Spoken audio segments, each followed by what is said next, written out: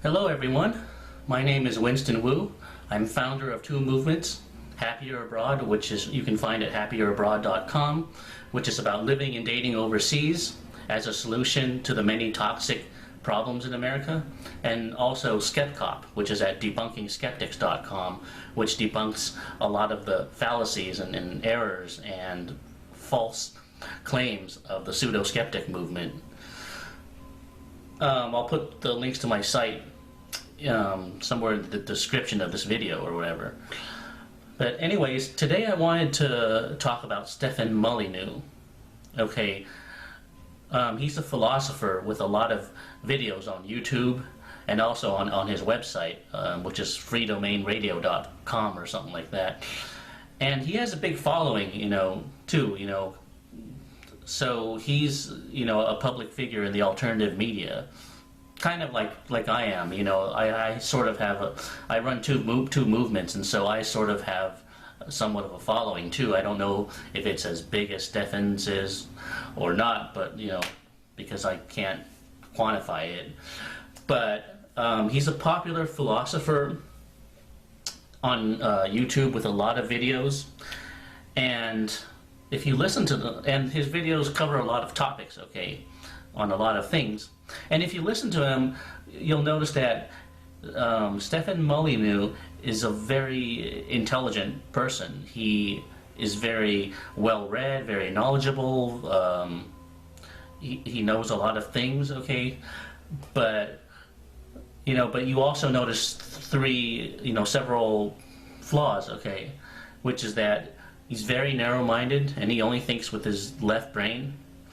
He only sees things from his point of view in a tunnel vision or so. And he's very arrogant as well.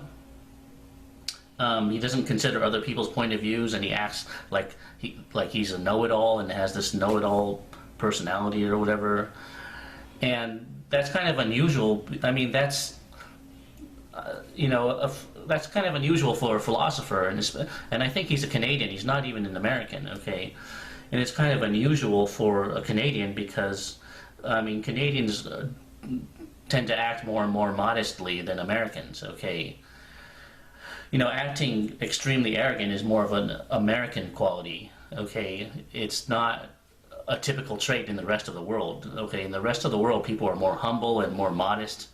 Even in England, people are a lot more down-to-earth and modest. They don't act with this extreme arrogance, this know-it-all attitude that, a lot of Americans have, okay? And so in that sense, Stefan Molyneux acts more American than he does Canadian. And I think he's Canadian because I think he mentioned it somewhere in his videos a few times. So, and philosophers tend to not act arrogant either, so it's kind of unusual for a philosopher to act as arrogant as he does. Like he acts like he knows it all, and everyone who opposes him is wrong, and there's no valid views outside of his own, and there's just this know-it-all attitude, which is kind of, it's a bit of a turnoff, because nobody knows it all, and people should be humble and modest, and they have been for thousands of years. You go outside of America, the very first thing you notice is that people are humble and modest, okay, not arrogant. That's the very first thing you notice when you leave the country of America. So anyways, I wanted to point out some of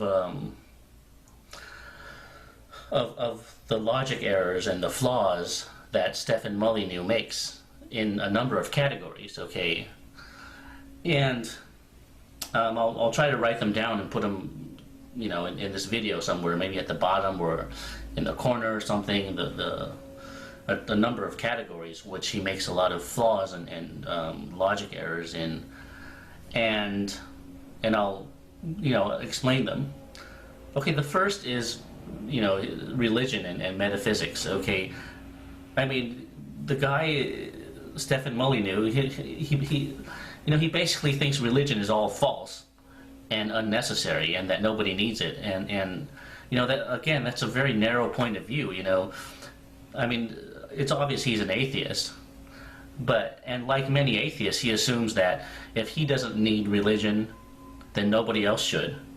You know, that's a fallacy. Just because you don't need something doesn't mean other people don't need it.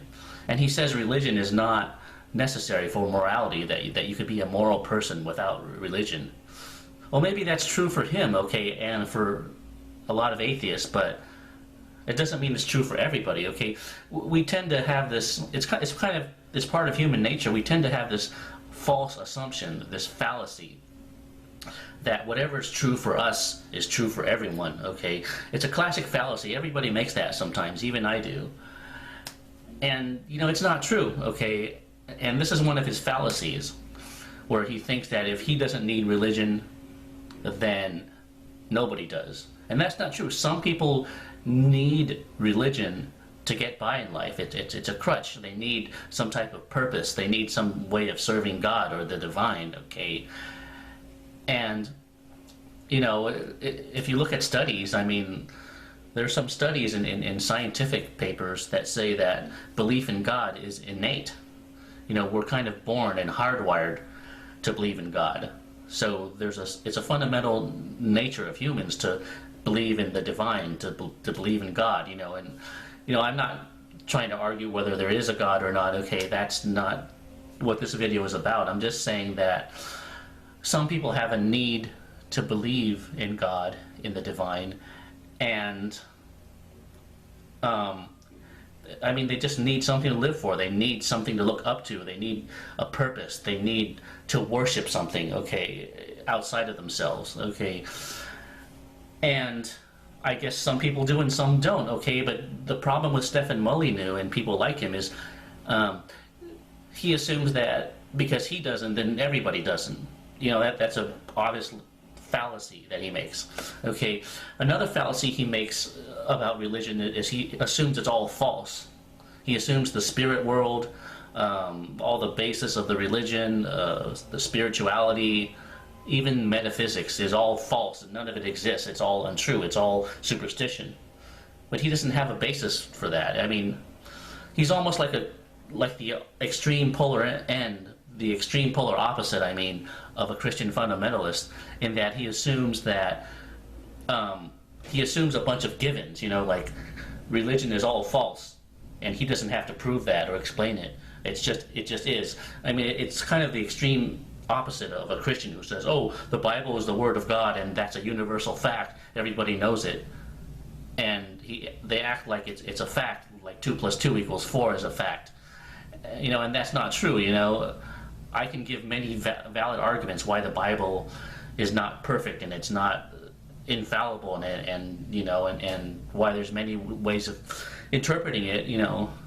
But Stefan Molyneux does the same thing. He just does it on the other end, the atheistic end. He assumes that, oh, all religion is false, it's bogus, it's mind control, it's useless, and there's no spirit world, there's no metaphysical world. He just assumes it like it's a given, okay? And that's not true, because I mean he can't prove that, okay? Because, you know, he doesn't prove it. He doesn't explain why. He doesn't have any logical reasons why there's no spirit world, there's no metaphysical world. You know, and a lot of evidence would suggest otherwise. You know, there's a lot of evidence in people's lives, in quantum physics, etc., that there is a metaphysical world and other dimensions, and, you know, that's a whole other category. But, you know, there's a lot of evidence, you know, that ESP exists, that precognition exists, that there's a spirit world, that there are other dimensions. There are different layers of reality. You know, some layers of reality are physical and some are non-physical, and we only know limited things about the non-physical reality. And this has been part of, you know, spiritual tradition for thousands of years. The worship of a non-physical world. Because, you know, and the point is, you know, it's obvious that Stefan Molyneux is not well read. I mean, he doesn't know anything about religion or spirituality or metaphysics. He's not well read in these areas. It's like he has no knowledge of these subjects. He just assumes they're all false, and he can just throw them away, okay? And that's a fallacy, because he's assuming something that's not proven or that he has not demonstrated. So, that's one of his key fallacies, and it's also arrogant for him to assume to know things that he cannot know and he doesn't know. He's no expert in religion or spirituality or metaphysics. It's obvious he has not, done research in those fields, probably because he thinks it's unnecessary, because they're all false and they don't exist. Okay, that's just bogus. I mean, he's just assuming something that, without proving it or even researching it. Okay, and it's very bogus and arrogant to pretend to know something you don't know, to pretend to be an expert in something you don't know. It's like, for example, I don't know a lot about basketball or football or car engines, okay, or welding, okay. And I'm not going to pretend to be an expert in those subjects, because I'm not, okay? And likewise, Stefan Molyneux should not pretend to be an expert in things he's not an expert in. He doesn't know anything about religion, spirituality, metaphysics. Those are not his subject areas. So for him to pretend to be an expert and say, oh, it's all false, and there's no need to study them, they're irrelevant, they're all false. I mean, that's just bogus. It's so arrogant. And it's so fallacious, because he's not qualified to make these statements. And he calls himself like the most, this guy boasts himself as the most popular philosopher on the internet, in the alternative media. And when he does so, he acts like he represents the field of philosophy or something, which is arrogant. His opinions are his opinions. They don't represent all of philosophy, okay? They don't represent the entire field of philosophy. He acts like he's the spokesperson for philosophy and represents the entire field of it, and that's not true, because there's different types of philosophy, and there's different people that have different philosophical views, and there's different schools of thought on philosophy. Take for example Socrates, okay? In Plato's Republic, Socrates says that there are different dimensions. There are higher dimensions, higher realms of reality, or non-physical reality, and ideals, which is what he called them, the world of ideals, and that there are physical realities, and there are different layers. There are different dimensions, and there is a metaphysical reality. Okay, a lot of philosophers have believed in a metaphysical reality. Socrates did, and he's considered one of the founders of Western philosophy. He's way greater than Stefan Molyneux ever was, okay? So there are different philosophers and different views, okay, and they're not all atheists, and they do not all agree with Stefan Molyneux, okay? So he does not represent philosophy, the entire field. There have been many philosophers throughout history with many different philosophies. Aristotle, Socrates, Immanuel Kant, David Hume. There's just so many, and okay, and who else? Arthur Schopenhauer, and who's that other guy? Friedrich Nietzsche, the German. There's so many different philosophies, okay, and it's a huge subject, with a lot of, and I'm sure every philosopher, every philosophical belief system has some degree of truth, otherwise they wouldn't be belief. In general, every belief system has some degree of truth in it, okay. The problem is human belief systems tend to be exaggerated. They tend to exaggerate a lot of things, okay. Then we're all guilty of exaggerating things, because we all exaggerate our beliefs. That's the nature of belief, of religion, and it's even true of philosophy. Everybody exaggerates what they believe. Even great men have done that throughout history, okay? And Stefan Molyneux is no exception. You know, he has his beliefs, but he's arrogant. He acts like his beliefs represent all of philosophy, and they don't. I mean, that's just so pompous and arrogant. Okay, and so that's another chief flaw of his. He thinks he represents all of philosophy, and that philosophy represents... I mean, he thinks that philosophy supports and backs up everything he says, and that philosophy agrees with him on everything, as though he is the spokesperson for the word philosophy, and that if you're a philosopher, then you'll agree with everything he says, etc. That's such baloney. It's just mind-boggling how somebody could be that delusional to think that everything they say is like a gospel tenet, is like, you know, is like the manual for philosophy, and represents the view of philosophers in general, as though he owns the field of philosophy. That's right. He acts like he owns the entire field of philosophy, therefore everything he says represents philosophy. And that's not true. I mean, I can make many counter arguments that are just as philosophical and logical as his. Okay, there are many good counter arguments to what he says, which I could put under philosophy too. You know, so he doesn't own philosophy. Okay, I don't know why he acts like he does. It's weird. Okay, so, you know, and as far as metaphysics, I mean, there's a lot of evidence that there is a metaphysical world, and there's a lot of books about it, a lot of documentaries about it. Even some scientists are bridging the gap between science and religion, or science and metaphysics, with discoveries in quantum physics, in other disciplines of science, and you know,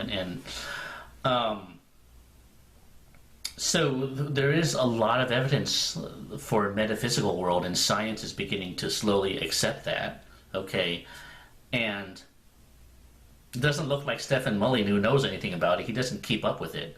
He doesn't follow any of it. He just assumes that it's all false, so there's no need to talk about it or discuss it. Not true. Not true at all, okay? Okay, what else? Okay, and another thing about Stefan Molyneux, another major fallacy he makes is that he demonizes government, as though authority and government were 100% unnecessary. He's very anti-government, anti-statism. That's the word he uses, statism. And he kind of shares the view of the conspiracy movement, you know, with like Alex Jones. He actually was on the Alex Jones show for 90 minutes, you know, just ranting about government tyranny and demonizing the government for 90 minutes with Alex Jones, you know, and offering no solutions at all. It was just kind of pointless. It's just paranoia mongering. It's fear mongering. It's like paranoia porn, which is what Alex Jones sells. I mean, the problem with the conspiracy movement is that, you know, it's based on a lot of truth, okay? I mean, government is corrupt, it lies, and there are secret groups that, you know, there are secret groups that are powerful and run the government and are behind things that are full of elitists, okay? You know, those things are obviously true, okay, but, you know, what's new? I mean, authority and rulers and governments, they've always been corrupt. It was true 200 years ago, 500 years ago, 1,000 years ago. It's always been that way. I mean, it's nothing new, okay? You know, nobody denies that, you know, there's a lot of corruption in government, a lot of lies, a lot of conspiracies, that there are secret groups that act like mafias and gangsters that run things and pull the strings, okay? I don't think any rational person can deny that. I mean, it's obvious that... So it's obvious that yeah, I mean, those things are true, and so the conspiracy movement, you know, has a lot of truth to it. But the thing is, what's the, you know, little podcast shows like Vinny Eastwood and Red Ice Radio and Ari Kopel, and there's just so many amateur podcast shows about conspiracies that talk about them all day as though they're obsessed. It's like they're addicted to paranoia. That's the thing. These people are addicted to paranoia. Okay, you know, they hate government, they hate the system, they hate the establishment, and a lot of it is justified. Okay, I'm not saying that they're wrong. A lot of it is justified. It's just very unhealthy and very unproductive, and it's not good for you to be paranoid and obsessed about conspiracies. You know, and it's depressing too. You know, to always obsess about things you can't control and you can't change. You know. Okay, if there is a new world order, okay, or you know, if the government's going to turn into a tyrannical government, you know, you're not going to change it by being obsessed about it and talking about it on a radio show. Even Alex Jones is not going to change things, okay, just by ranting about it on his show and telling everyone to wake up and be aware. I mean, it's not going to accomplish anything because these are things you can't change, okay. You know, it's a lot smarter to focus on things you can change, okay. Focus on things you can change, you can control. Okay, that's the smart thing. If you're always focused on things you can't control, you know, like the New World Order or conspiracies or secret societies or the Illuminati or whatever, I mean, it's just useless. I mean, you're just getting addicted to paranoia. Okay? And it's not just useless, it's bad for your mental health, you know, to be living in fear and paranoia. And it's depressing to focus on these things because you can't change them, you know, and,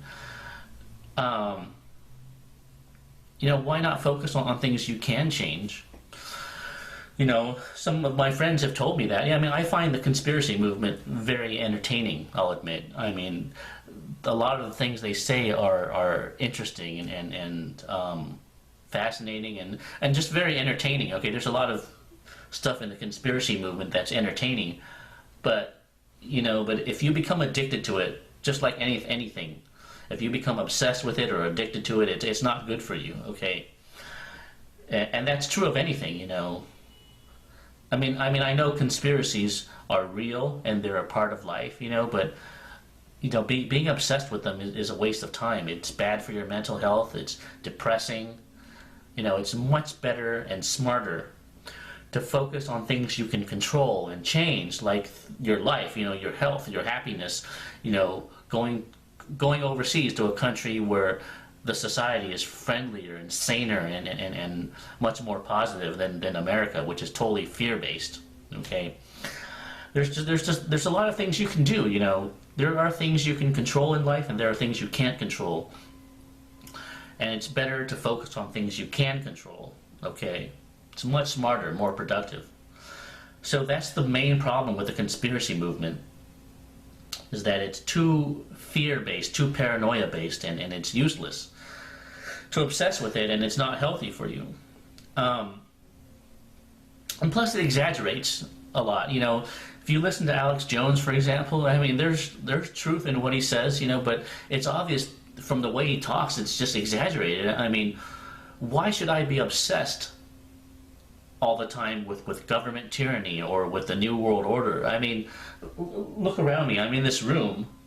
Do you see any federal agents or soldiers or troops bothering me or telling me what to do? No. Nobody's telling me what to do. I can do whatever I want in this room. I can do jumping jacks. You know, I could take off my clothes. I could do cartwheels, you know, if I had the physical ability. You know, I could paint the walls, you know. I mean, nobody's telling me what to do. There are no government agents coming to my door bothering me. Okay, so why should I be obsessed with them? I mean, it doesn't make any sense. Why be obsessed with something invisible like a boogeyman who's not even bothering you? Okay, when I drive on the road, I don't break any traffic laws, I don't speed. So the cops never pull me over because they have no reason to.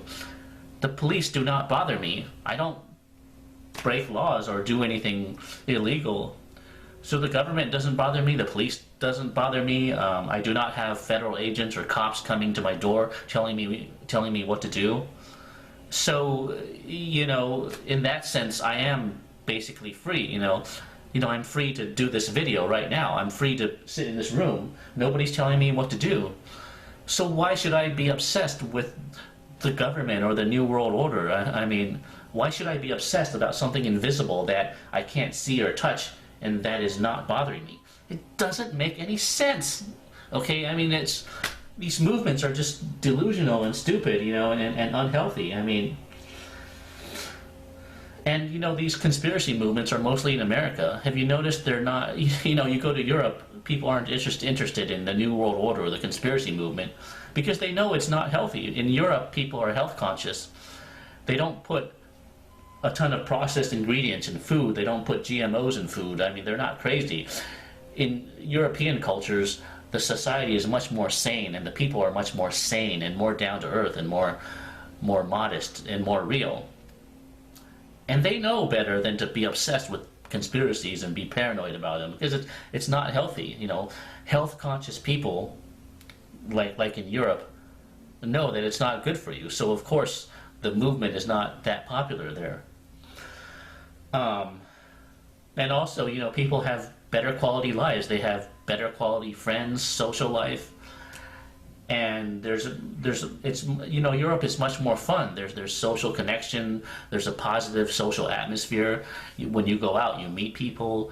People are not paranoid of strangers. They don't put up a cold wall, between other people.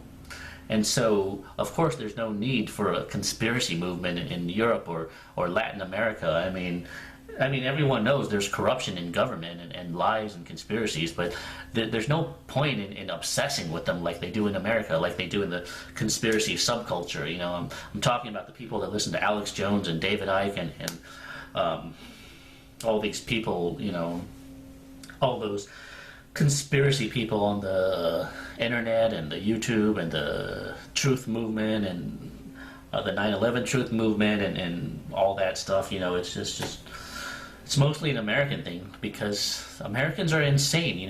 They're mentally unhealthy. That's why America has the highest rate of mental illness in the world.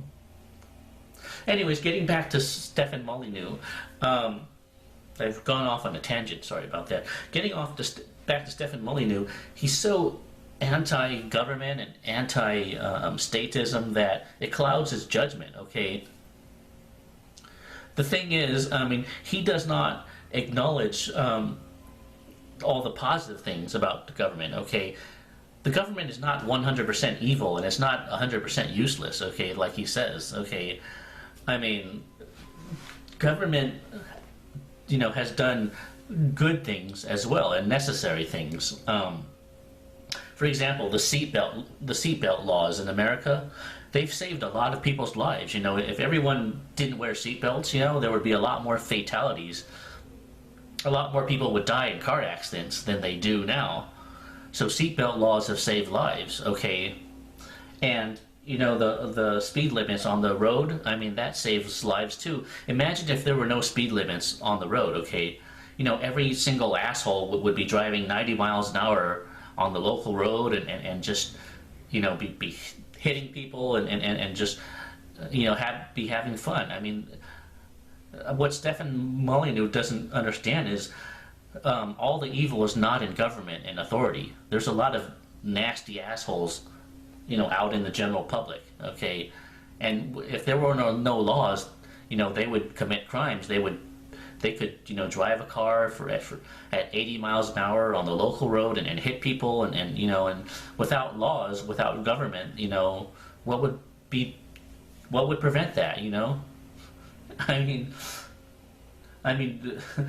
what Stefan Molyneux advocates is ridiculous. He advocates a world with no government, no authority, no law. A society can't function that way. That's not what the Founding Fathers said. The Founding Fathers of America emphasized a small government with limited power that was there just to protect basic liberties and basic liberties and civil rights and basic rights, okay?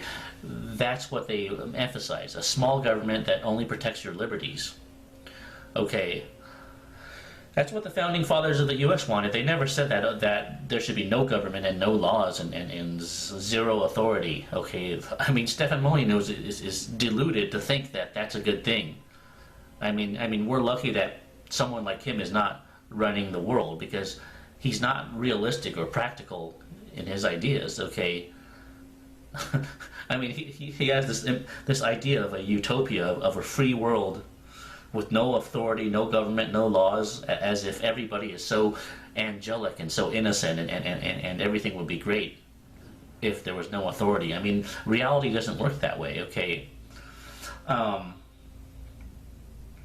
also, you know, he doesn't give the government credit for anything. I mean, he talks about the 1800s a lot, but he's forgotten that in the 1860s, okay, the Transcontinental Railroad would not have been built if it wasn't for the U.S. government, okay?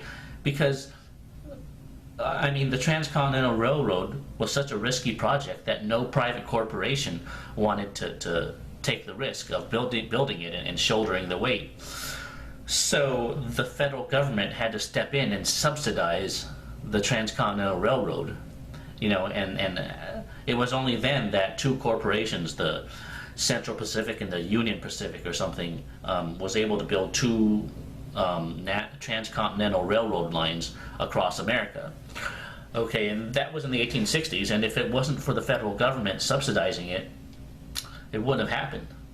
And people like Stefan Molyneux, who is 100% anti-government, does not give credit for that to the government. Okay, so, I mean, he's so one-sided. You know, he doesn't have a balanced view. You know, there are good things the government does and bad things. There are good people in government and there are bad people. There are evil people, of course. You know, but it's not 100% evil or 100% useless like he claims. No. No, he does not have a balanced view of things. And, you know, let's look at the national park system, okay? If it wasn't for the federal government, you could not go to a beautiful park like Yosemite or Yellowstone or Olympic National Park or the Grand Canyon, because, you know, corporations would have plundered all the resources in those parks. Either that or some rich person would have bought off the land and made it private property. You know, so the government has prevented that and has allowed those national parks to be preserved and open to the public so that we can all enjoy them. Okay, you know, that's something good that the federal government has done. Okay, and I'd urge you to watch this documentary series by Ken Burns. It's called The National Parks, America's Best Idea. And it's a 12-hour documentary series, and it talks about how the national parks were created and the battle to preserve the national parks ever since the 1800s with John Muir, and then with Stephen Mathers, and then several U.S. presidents stepped in to protect the national parks, such as Teddy Roosevelt, and then later his cousin Franklin Roosevelt. These people fought long and hard to preserve the national parks. They fought to preserve nature. If it wasn't for the federal government, the logging industry would have cut down all the trees in Yosemite. Corporations would have built dams in Yosemite, you know, for the California water supply. That's what they always wanted. And the nice forest in Olympic National Park in Washington would have been logged down because the logging industry wanted to cut down all the trees for profit. You know, it was only due to the federal government that was prevented. You know, and if Yosemite was not protected, some rich person would have bought it up and made it his own private land, and you don't know whether that person would have allowed the public to enter it or not. Okay, and you know, it's the same with the entire national park system. Okay, I mean, there had to be government protection and laws to preserve them, to preserve nature.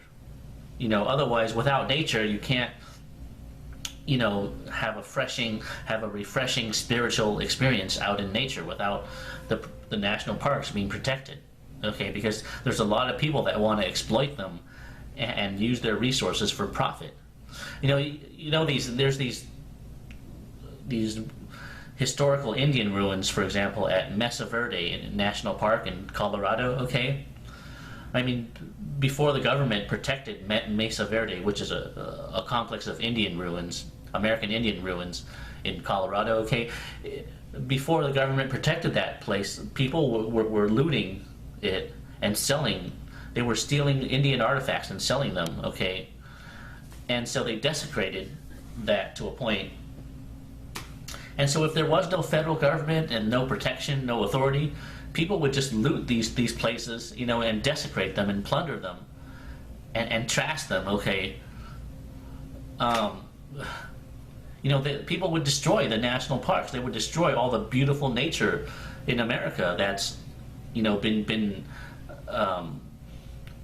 deified and beloved for centuries, okay? So if Stefan Molyneux had his way, you could not go to Yosemite because some rich person would have bought it off, or corporations would have plundered it for resources. You could not go to Yellowstone because somebody would own it, or somebody would desecrate the land and build on it, and there would be no park left. There would be no wild nature left, because people always want to build on it. They want to tear it down. They want to desecrate it for their own selfish purposes. For profit. Okay, so if Stefan Molyneux had his way, I mean, there would be chaos. Okay, the national park system would not be there. You could not enjoy the beautiful nature in America if people like Stefan Molyneux had his way. So I mean, he's just out of touch with reality, with common sense, with reason. And it's funny, he calls himself a philosopher, yet a lot of his ideas are not reasonable, okay? It's just ridiculous. So, he over-demonizes the government, and he does not have a balanced view of the government, okay? The government has done good things and bad things, and yes, the U.S. government is too big and too tyrannical and is too Orwellian. It's too much of a control freak. Yes, the government used to be a much smaller size, okay, and that was much better.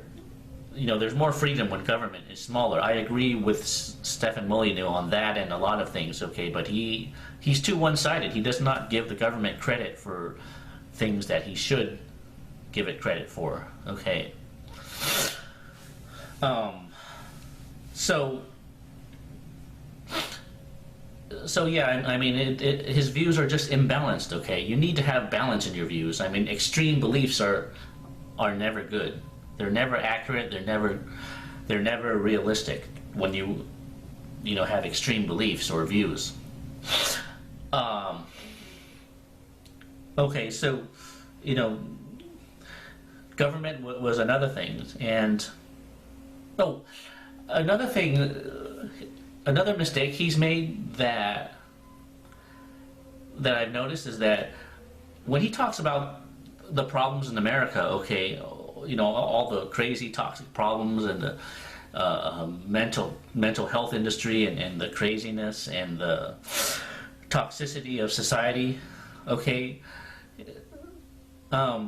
he kind of interchanges America and the world as though America and the world are the same thing. That he makes the classic mistake that people in the conspiracy movement make when they interchange America and the world. Okay, so when they talk about the problems in America, they say, oh, it's the same in everywhere in the rest of the world, and it's not. Okay, America and other countries and the other 200 countries of the world are not the same. Okay, there are hundreds of differences. Okay, the whole world is not like America. Okay, I mean, I don't know how much he's traveled. I think he said he's traveled a lot. But he acts like somebody who's never left America, because nobody who travels and has lived in multiple countries thinks America is the same as all the other countries in the world, okay? That is fiction, That's paranoia. Only someone who's paranoid and you know and is looking for some new world order boogeyman out there thinks like that. Okay, like Alex Jones or David Icke.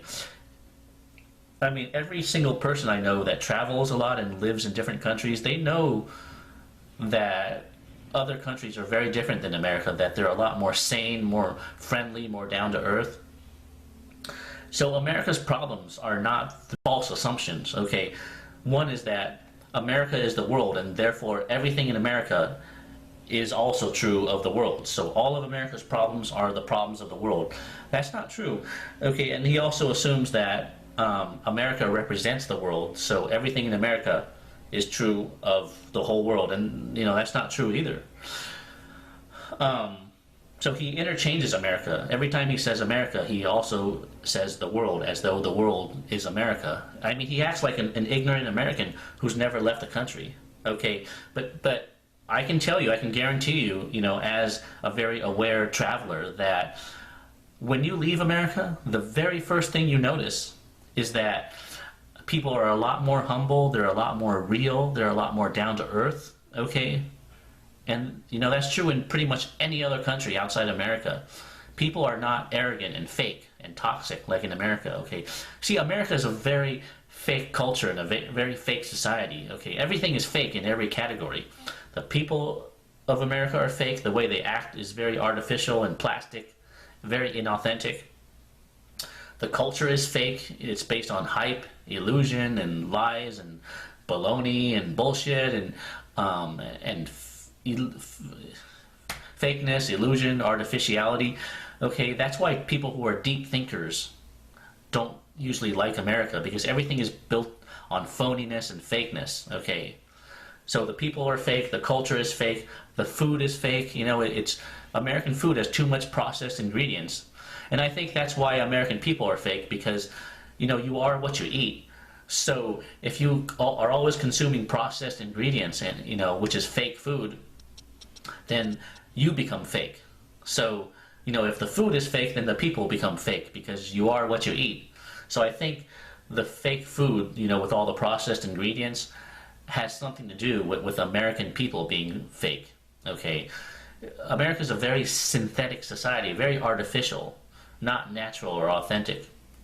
So the people are fake in America, the culture is fake, the food is fake, the medicine is fake. You know, pharmaceutical drugs are all synthetic, they're not natural, because natural medicine is not profitable. So the medical establishment and the healthcare industry, they promote pharmaceutical drugs because that's the most profitable, you know, and the prices are ridiculously high, and it's all synthetic, it's all fake, okay? So food is fake, medicine is fake in America. The typical American personality is fake. You know, the arrogance, the know-it-all attitude, I mean, in order to fit in American social culture, you have to act really artificial, like be some poser, you know, like I mean, the way people are, especially in the young generation, is very artificial and not down to earth. The only people that are down to earth in America are, you know, most of the black people and the older folks, like the senior citizens and the older people that grew up before the 1980s. Okay, for example, those people, or the baby boomer generation, for example, those people tend to be more down to earth and more authentic. But you know, the generation after the baby boomer is so fake and full of it. I mean, the way they act is so artificial, to the point where if you're a down-to-earth, authentic person like me, you're not going to fit in America. You're going to be out of place. You're going to feel alienated, and you know, that's why I'm happier abroad. That's why in other countries I have more fun, because people are authentic. I can connect with them, and I don't have to be fake. I can be myself in other countries and have fun. I can meet people, I can make friends, I can date beautiful girls, because the whole social environment is positive overseas. People like to meet people. They like to meet me. They're much more friendly and relaxed. It's not like in America where everyone hates everyone else, you know. you know, in America, people are conditioned to hate other people and to be paranoid and to have this ice wall, this ice barrier around them where, you know, don't talk to me, I don't know you, you're a creep, you know, I don't know you, don't talk to me, I'm afraid to talk to strangers, you know. You might think it's normal to be, you know, paranoid and antisocial toward people like that, like in America, to be totally isolated like that, but it's not. Once you step outside of America, you see that people are a lot more friendly, open, authentic, easier to talk to, more down to earth. Once you get out of America, you see it's not like that, okay? People are not that antisocial and paranoid and stuck up. It's mostly an American thing, because in America, the society is based on fear. Everything's based on fear. Okay, even religion is based on fear. For example, you go to Europe, most of the Christian groups will not tell you that if you don't accept Christ as your Savior, that you're going to go to hell. Okay, you know, that's something that American Christianity likes to preach.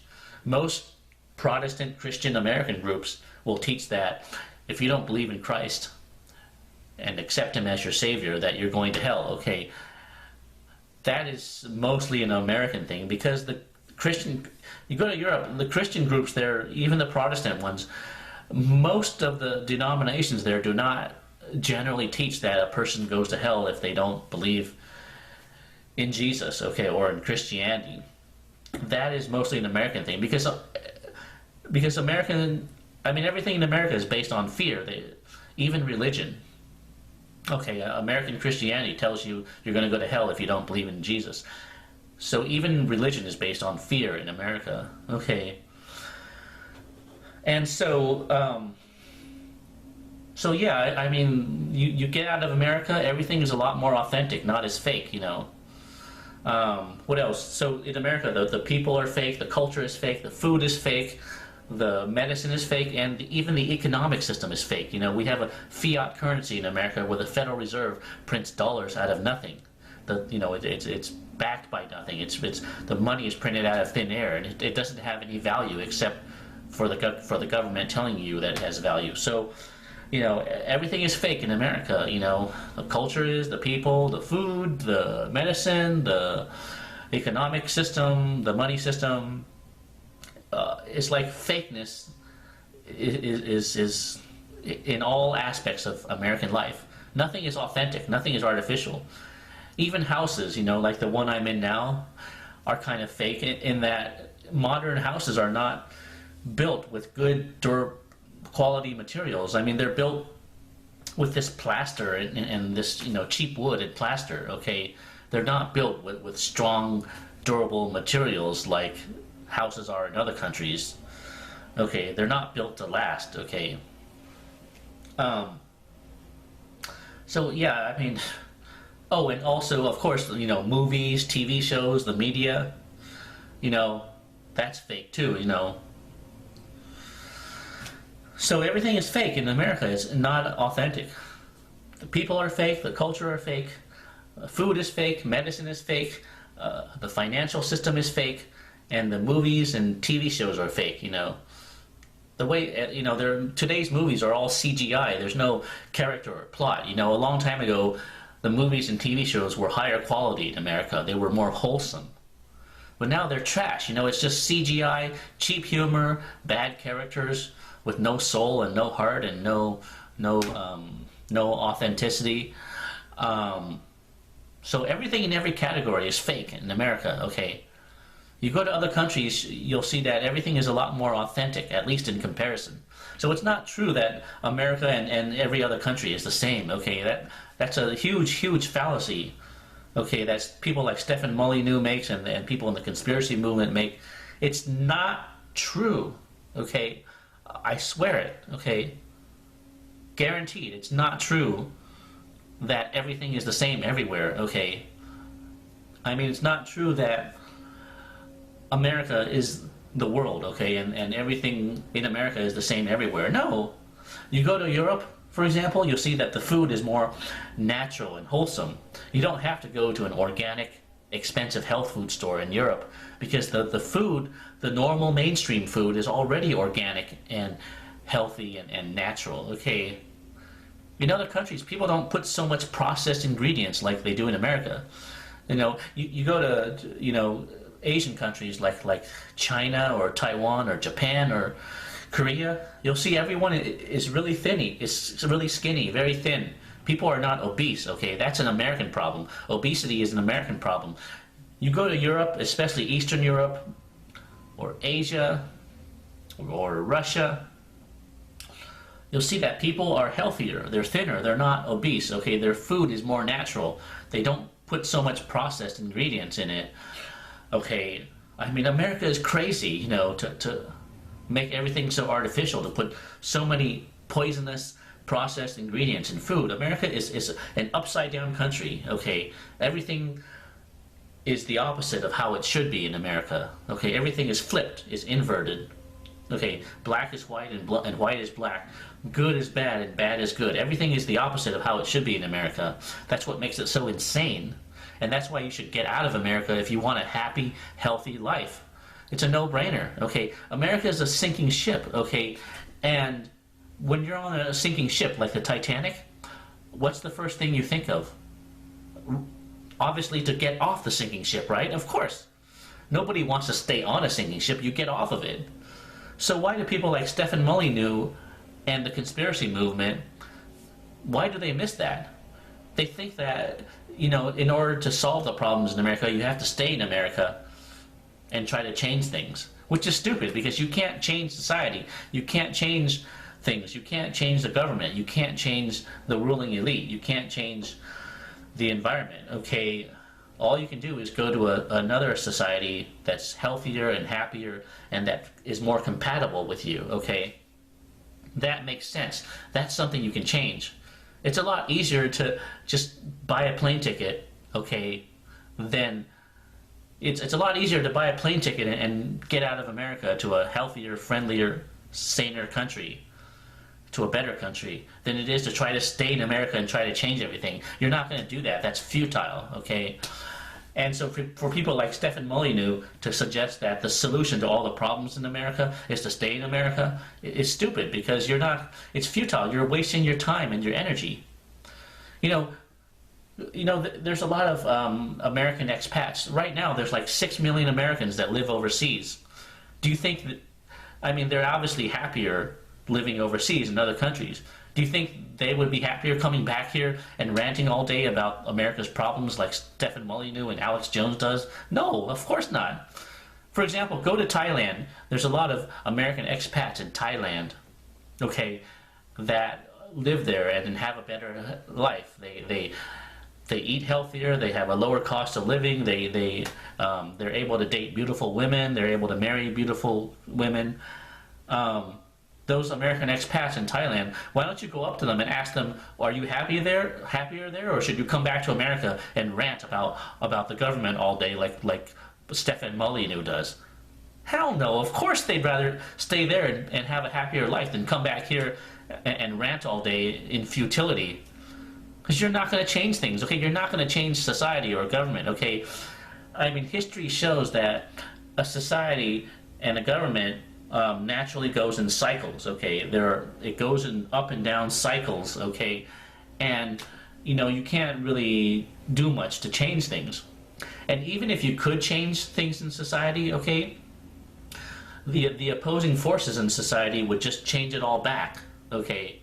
So it's a futile plan. I'd really recommend that you all read this book. It's called How I Found Freedom in an Unfree World, okay? And it's by the late libertarian Harry Brown. And it explains the futility of trying to change society when you can just go somewhere else and be happier, If America has tons of problems, then get out of America. There's so many cultures that are more healthy and fun and more natural. Why do you want to stay in America and fight a losing battle that you're not going to win? You're wasting your time, you're wasting your life, you're wasting your energy. There are so many people overseas they're living happier lives. They would not trade that life to come back to America and be like Alex Jones or Stefan Molyneux and rant all day about statism and government tyranny, and it's just a waste. It's just stupid. It's a waste of time. It's very unwise too. And it's like I said before. It's paranoia. It's depressing to try to change something you can't change. It's much better to just go to a society that you're going to be happier in, that is more compatible with you, that you fit with better. For example, I'm a very authentic, down-to-earth person. So I'm not going to fit into America, because to fit into America, you have to be fake, to get along with people, to make friends, to have a great social life, and to date women. You can't just be yourself. You have to be this fake poser with this fake confidence and act very tough and arrogant and all this bullshit.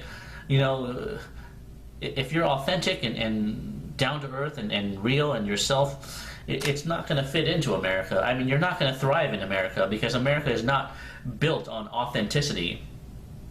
Okay, authenticity is not attractive in America. You're not going to get anywhere by being authentic and genuine and down to earth, okay? Because that's not the culture. America is not a genuine, authentic culture. So if you're genuine and authentic, you're not going to thrive. You're not going to get anything. I mean, you're not going to even be able to communicate with people very well, because most people are not authentic, and so you're not going to thrive socially. But you go overseas to Europe, to Russia, to Asia, to South America, to Brazil, to Colombia. You'll have fun, I swear, guaranteed. Because people are much more friendly, authentic, positive in all those cultures.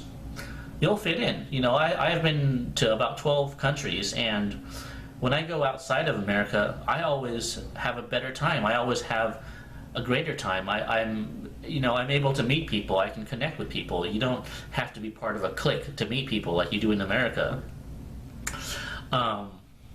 Because people are real. They're down to earth. They're easy to talk to. They're a lot more authentic. And so when you go overseas like I have, you can have a lot more fun. You can fit in better.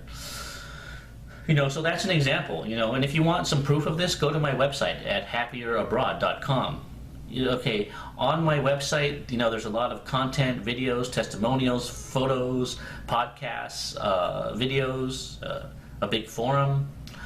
And the thing is, we at happierabroad.com have solutions, okay? We have solutions to the toxic, crazy culture in America, okay? People like Stefan Molyneux do not have solutions, okay? His solution is just to stay in America and rant and try to raise awareness and try to start a revolution, which is futile. You're not going to start a revolution and oppose the government or the powers that be. They'll just trample you if you become a thorn in their back, okay? It's not going to work, okay? It's futile. It's wasting time. So one of the key differences between me and Stefan Molyneux is I have solutions to the problems in America, which is to get out of America and go to cultures that are more friendly and fun and authentic and saner, to go to better cultures overseas, which are not crazy and screwed up like America. Okay, that works. It's a real solution. It's something you can control. It's something you can do something about. Okay, so that is a real practical solution that you can control. Okay, so I have solutions. Stefan Molyneux and Alex Jones do not have solutions. They just rant all day and waste time and spread paranoia. And it doesn't accomplish anything, okay? That's a key difference between me and him, okay? Okay, so, it's getting back to the subject. America is not the world, okay? There are many differences. Go to other countries and you'll see what I mean. There's a documentary on YouTube that I would recommend you watch. It's called Frustrated Black Men in Brazil, or Black American Men in Brazil. Okay, it shows you how a group of black men who were not happy in America went to Brazil, and how much happier and more natural their life is there.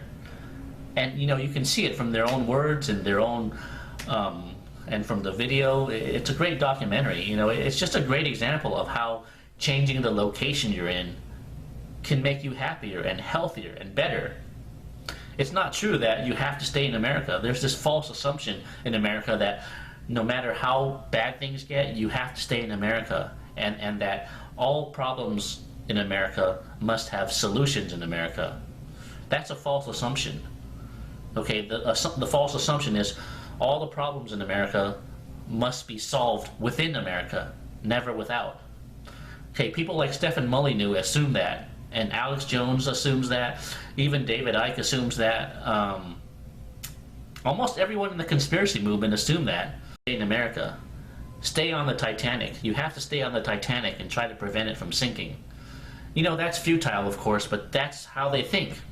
They think that if you're on the Titanic, the solution is to stay on the Titanic and try to stop it from sinking, which is stupid. But that's how they think. That's how Stefan Molyneux thinks. That's how Alex Jones thinks. That's how all these conspiracy people think. Not all, but most of them. Okay, there's a few exceptions, but the most popular ones that get all the attention, like Alex Jones, for example, or even Stefan Molyneux, the ones that have millions of followers and fans and subscribers, they all think that way. Stay on the Titanic. Try to stop it from sinking, because you can't get off the Titanic. You can't get out of America. For some reason, and getting, or they think, getting out of America is futile because the whole world is America. The whole world is the same. Everything is the same everywhere. Not true. Not true at all. I swear. Not true. But that's what they think. I don't know why. They're so freaking stupid. They're so stupid. I don't know why. People are so stupid. Even intellectual people like Stefan Molyneux, in some ways, they're just so stupid. My goodness. Why are they so dumb? If you're on the sinking ship, the solution is to get off, not stay on it. Duh. So why do intellectuals like Stefan Molyneux say, oh, you can't get out of America, you must stay on in it and solve the problems, try to fight the New World Order, because America is the world and everything's the same, and there's no point in leaving America because everything's the same. Nobody's happier outside of America because everything is the same. Those are all lies. I swear, they're lies. They're not true. Come to happierabroad.com and I'll show you. They're not true. I have 38 hours of video of me in Europe and Russia that prove that it's different. It's not true. It's totally different than America. You can see in my photos in Russia and in Europe how much happier I was, how much vibrant I was, how much healthier I was than in America. You can see it in my videos, in my photos on happierabroad.com. You can see them. I have proof. It's different, okay? It's the social life and the dating and the mental health in other countries. It's much, much better, okay? America has the highest rate of mental illness in the world, okay? And that does not apply to other countries. You go to other countries, okay, even in Western Europe, ask around. Do you know anyone who's had to go to a psychiatrist or a therapist? People will tell you no. Because in other countries, people don't go to therapists and psychiatrists and have to take antidepressants. You know, that's very, very uncommon. That's mostly an American thing. You know, even Stefan Molyneux, he did a whole series of videos on mental health in America. Okay, he has a bunch of videos called A Theory of Mental Health, and he has a lot of other videos about mental health and mental illness in America. You know, a lot of things he says is accurate, okay? But the thing is, he says that the mental illness in America is the mental illness of the world. So if America has the highest rate of mental illness in the world, then the whole world has the highest rate of mental illness. Because to him, America is the world. It's not true, of course, but that's what he says. That's what he assumes. Okay? And again, I don't know why he's so ignorant and so of something so simple, okay? You know, one of the biggest secrets is that in other countries, okay, even in, like Europe or something, people do not, do not have a mental health problem, okay? They do not act fake or artificial, okay? They do not have this mental health epidemic, okay, that, people do in America. You go to my site, I'll show you that, even according to the World Health Organization, okay, America has the highest rate of mental illness in the world, and even in articles, the World Health Organization says that if you grow up in America, you have a 50% chance of developing a mental illness, okay? A 50% chance. That's huge. That means, like, it's like they're saying that half the people in America are going to develop a mental illness in their lifetime. Nothing could be more obvious that, that indicates that, the American culture and society is so fucked up, so insane, so dysfunctional, so crazy, so toxic. Okay, nothing could be more obvious. Nothing could be more self-evident. The implication is obvious. America's a really fucked up society, very insane, very toxic, very dysfunctional. And Stefan Molyneux is right about that. A lot of mental health problems are caused by the society and the culture and the environment. But where he gets it wrong is that he assumes that is the same everywhere. Not true. Go to other countries. Go to France even. Go to Germany. Go to go to Asia. Ask people. Do you know anyone that's had to see a psychiatrist or a therapist? No, people don't do that. That's an American thing, and that tells you something. It tells you that the mental illness thing and the mental health industry and all that, it's mostly in America. America has the biggest mental health industry in the world, okay? Other countries don't have that, okay? Okay, I'm not saying, mental illness is zero in other countries, okay? Obviously, there's some, but compared to the U.S., it's so tiny. So tiny. Way less common, okay? If you don't believe me, just see. Go overseas. Ask people if they or anyone they know have had to go see a psychiatrist or a therapist. No, they don't have to do that. Because in other countries, people can talk to their friends and family about their problems. They don't need to pay a therapist to talk about their problems with, okay? That is an American thing. Because America is a crazy country, fucked up in so many ways, okay? And what this means is, if you've been diagnosed with a mental disorder in America, then what you're not being told is that, as long as it's environmentally based and not biochemically based, that if you go overseas to a healthier, happier, saner society, most likely that mental illness will be either cured or greatly alleviated.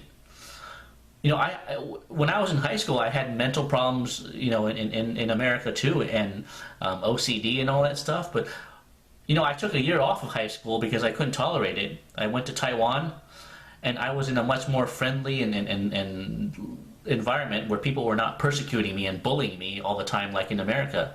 And guess what? Those mental problems and that OCD, it mostly got better. I don't know if I could say cured, but it was greatly alleviated to the point where it was not hindering my life anymore, okay? So I'm a living proof, of what I'm talking about, because I've experienced it firsthand.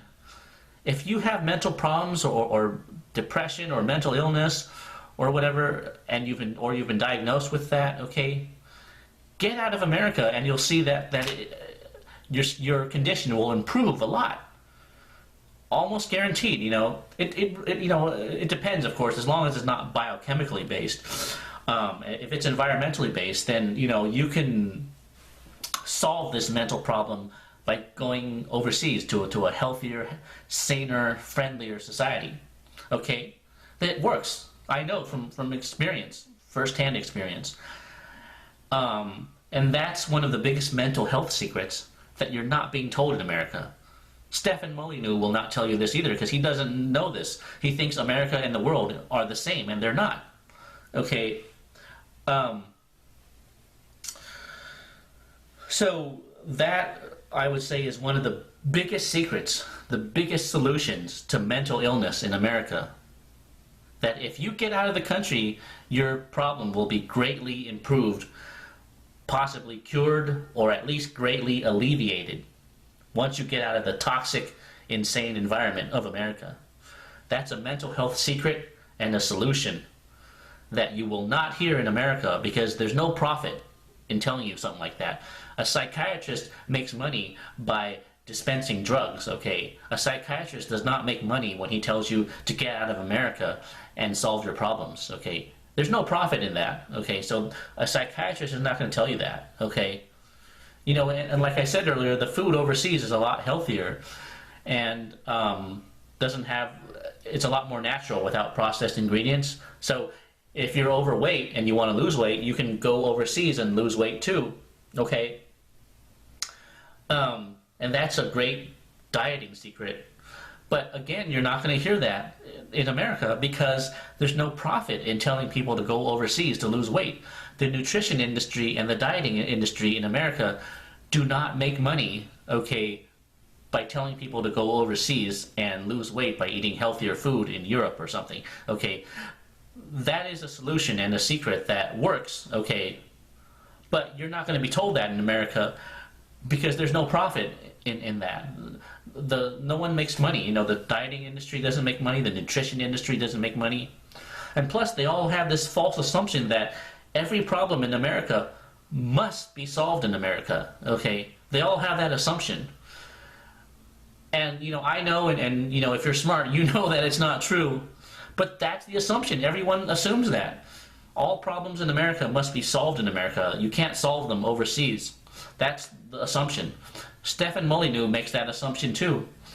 You can listen to all his videos. He thinks America and the world are the same, and they're not, okay? They're not. And I don't know why he thinks that, but it's false. It's a big fallacy. I mean, it's hard to believe he's ever been outside of America. No one who travels a lot or who has lived extensively overseas or who speaks different languages thinks America and the world are the same. Nobody I know does. Okay. It's like people like Stefan Molyneux they live in the world of books. Okay, they live in the world of academia. They don't live in the real world, the multicultural world. They don't live. I mean, otherwise, if they did, they would be able to know these things. They would see these things, but they don't for some reason. And I don't know. I mean, I guess, you know, even David Icke claims to have been in many countries, but I guess when he goes abroad, it's just to do speaking events. He doesn't spend a lot of time overseas or you know, immersing himself in culture or anything, because there's so many culture differences between different countries. But yet people like David Icke, even though he's been to many countries, he can't even cite one culture difference. Why is that? You talk to an average backpacker that travels around the world backpacking, they can tell you many cultural differences. You know, the young college-aged person that backpacks, they know a lot of culture differeels. But a great intellectual like David Icke doesn't know any cultural differences. That's weird, you know. It's like they live in their own world. They're not living in the real world, you know. It's you know, I think maybe they're just too paranoid and too obsessed with conspiracies and New World Order and the Illuminati to the point where they just don't see anything else. They're too obsessed with the conspiracy mindset, which like I said, is not good for you. It's not good to be in a state of paranoia and fear and obsessing about things you can't control, you know, and it's just depressing too. It's depressing to be obsessed about something you can't control, you know, and that's what these conspiracy people do. They're obsessed with government tyranny and the Illuminati and New World Order, whatever, you know. So anyways, yeah, those are the major flaws of Stefan Molyneux and people like him that I wanted to point out. I mean, these are logic flaws and logic errors and false assumptions, you know, like I said. So, let me see if I can recap. Okay, Stefan Molyneux is very knowledgeable in academia, okay, and he's very book smart, but he's arrogant, he's narrow-minded, he's very left-brained. He falsely assumes that he represents philosophy, and so everything he says represents the entire field of philosophy as though he owns it or something, which is not true, because philosophy has many different viewpoints, many different people, many different philosophers, and it's a very diverse field, and every philosophical argument, I'm sure, has some truth in it, you know.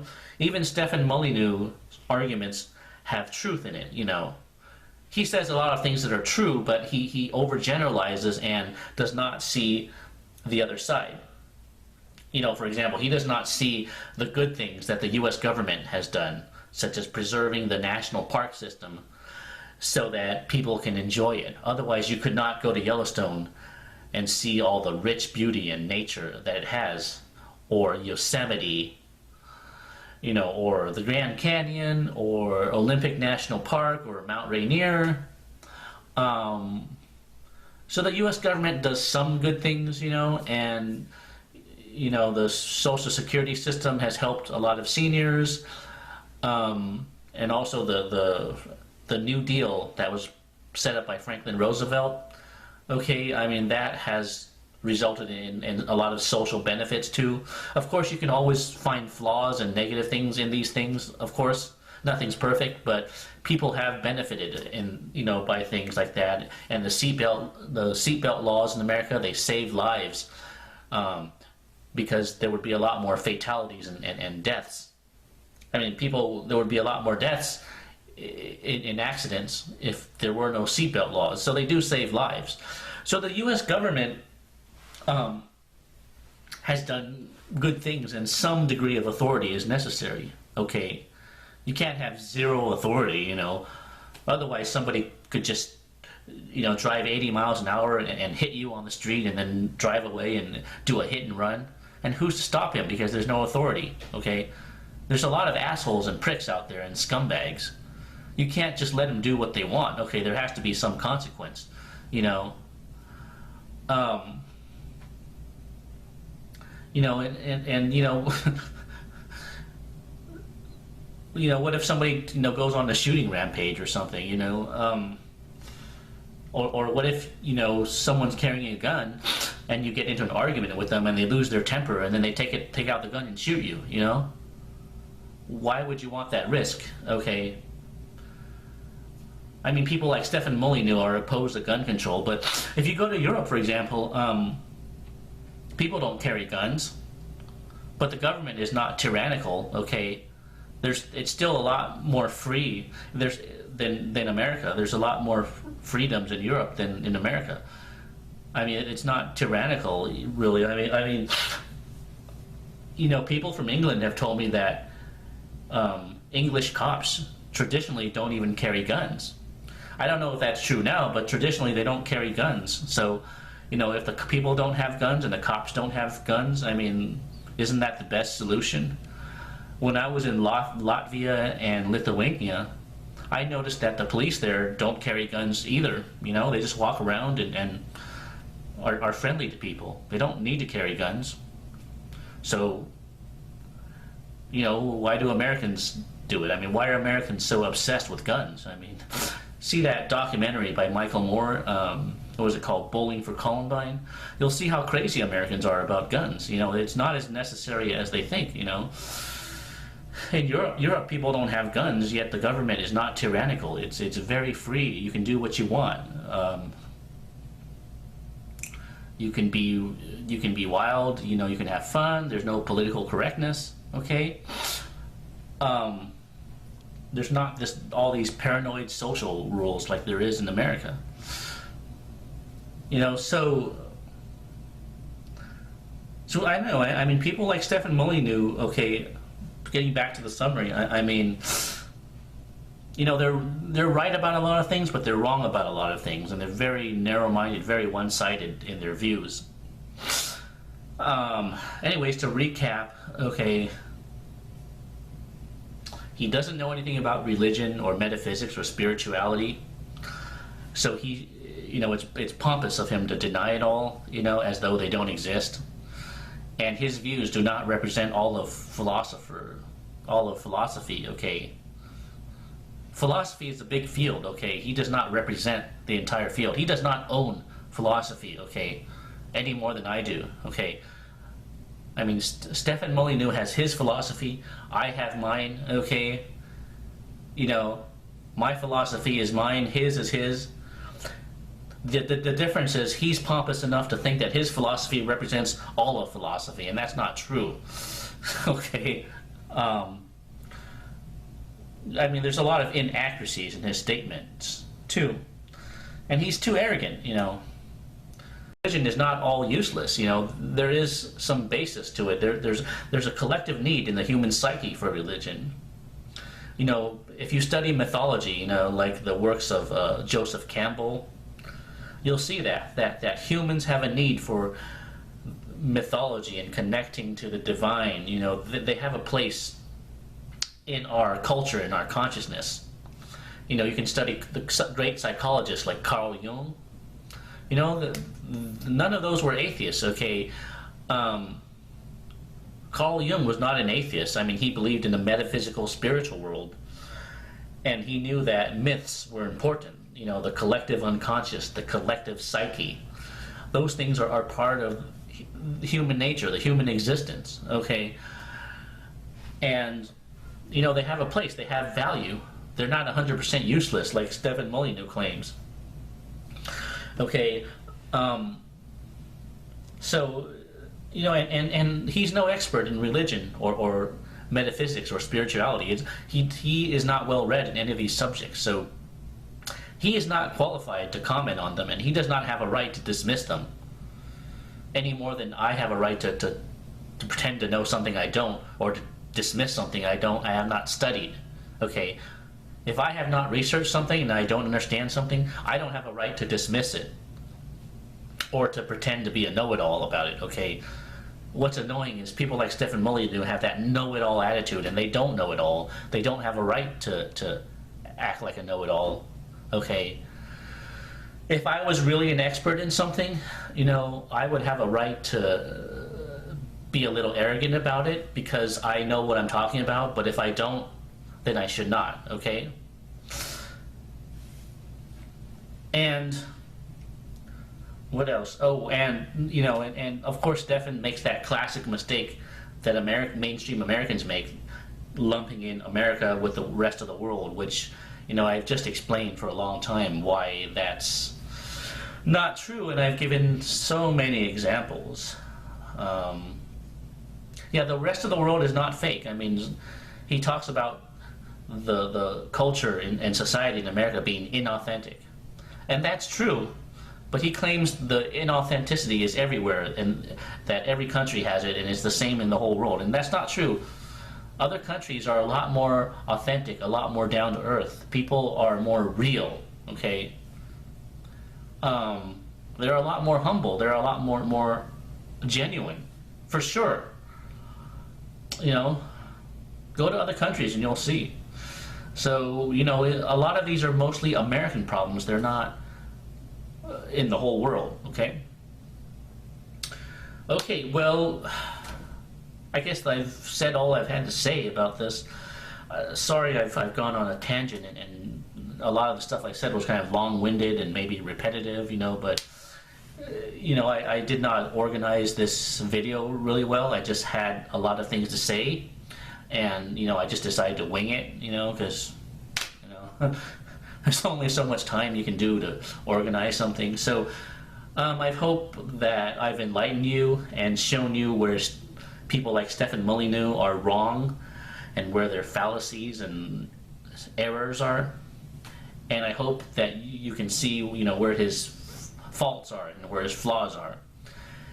And so I hope this has broadened your mind a little bit or opened you up to see that He does not have all the answers. He just has a little piece of pie of the truth, coupled with an arrogant mentality, of course.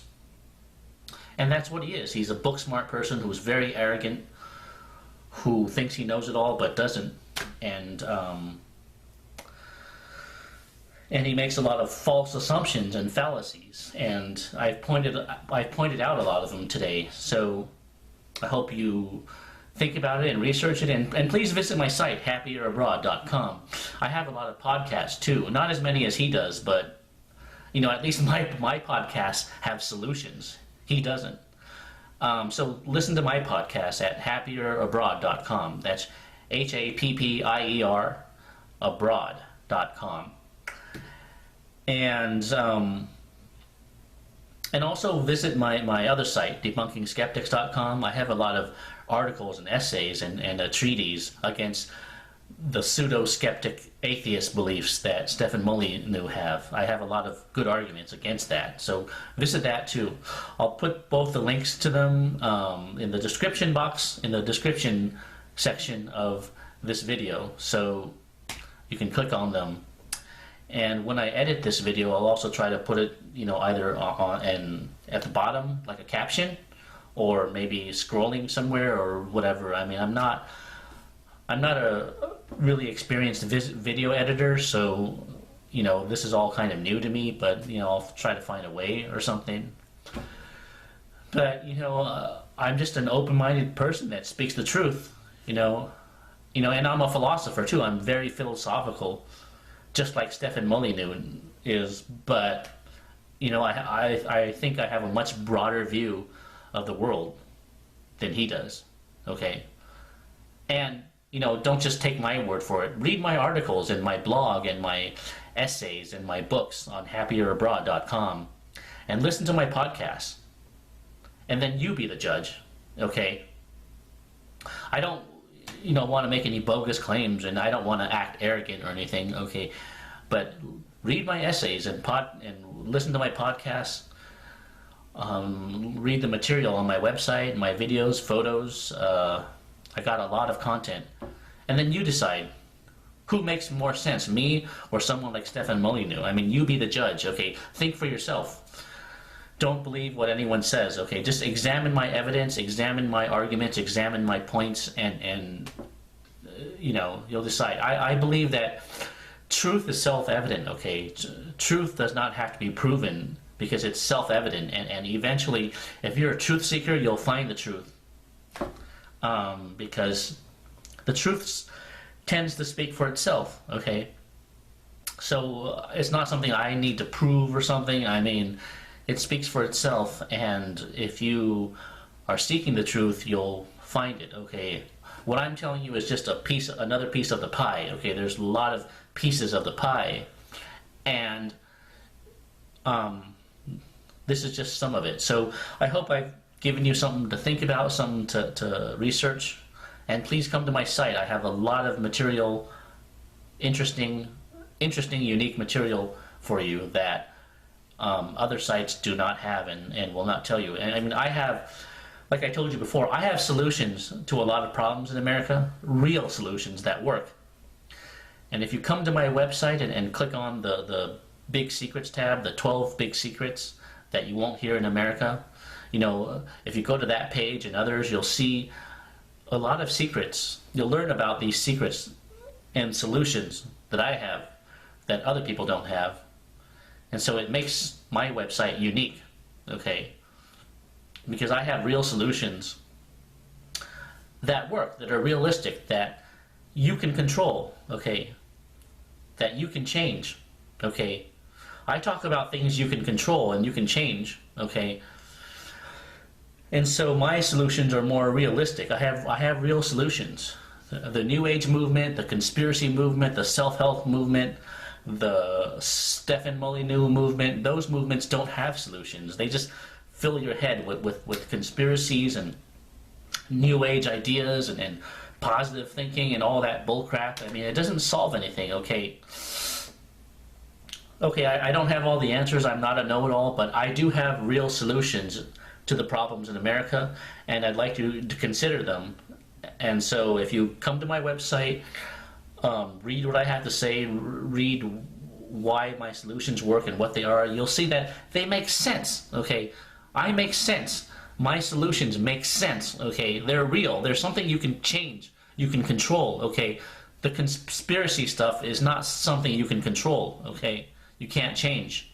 Okay, so focus on things you can change, you can control. It makes a lot more sense. And if you come to my site, you'll see that. Okay, well, thank you all for watching if you've gotten this far, and have a great day, and may all your happier abroad dreams come true. Okay, bye now.